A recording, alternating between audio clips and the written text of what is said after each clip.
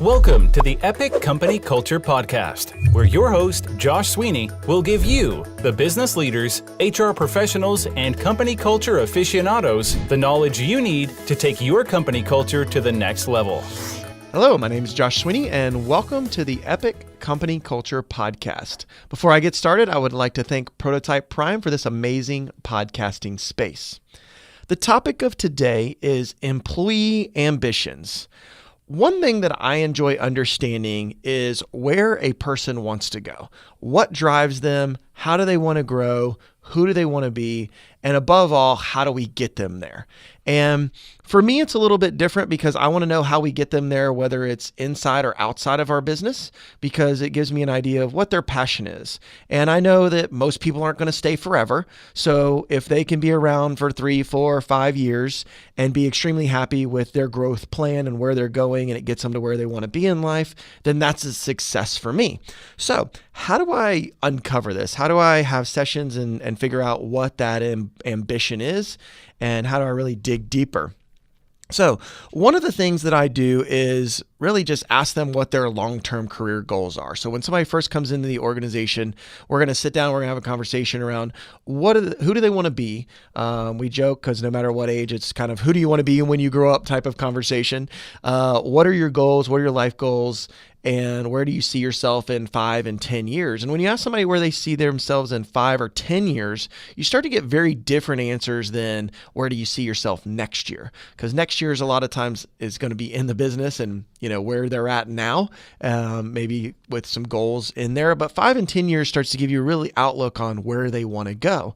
And if we can align their growth plan with where they want to go in 10 years, then we have a better chance of keeping them happy and satisfied while they're there, growing them as a person, and eventually they can get there. And sometimes people discover things about themselves along the way where that's going to get shifted.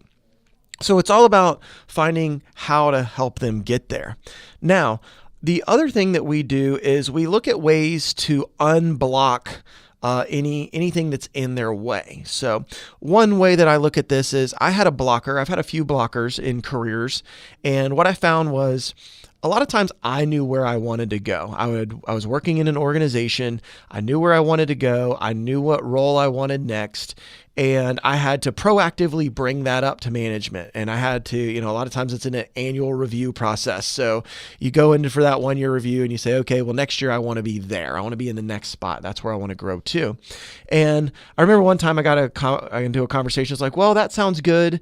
And they didn't really engage a whole lot from it. I don't know if they just didn't believe in it, didn't care. It was outside their department. I'm not really sure. But the response that I got was lackluster. The other part of the response was that, well, we'd have to backfill your position, and how are you going to train for that one? It's in another department. There was all these reasons. And so almost a year later, I'm just at maybe my 2-year mark in that role. I get the opportunity somewhere else to go take that role in that organization. So that company could have retained me as an employee in another role that I would have been more satisfied with, and that was part of my career trajectory, but nobody had that conversation, and there wasn't anything as part of the culture of that organization that helped people get there.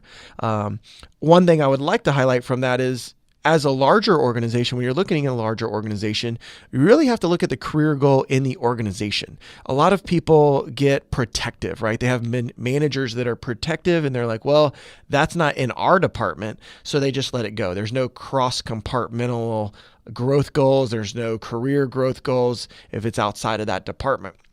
So that's another thing that you might want to have as a takeaway and be careful of is, if you're a larger organization, do you have cross-departmental career goals and growth goals for those people?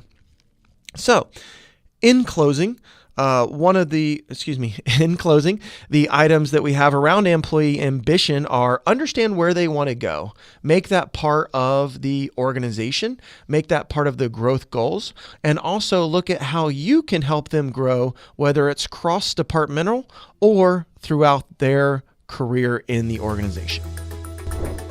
Thank you for tuning in to today's episode of the Epic Company Culture Podcast with Josh Sweeney. If you enjoyed this content, please subscribe on iTunes, SoundCloud, or Stitcher.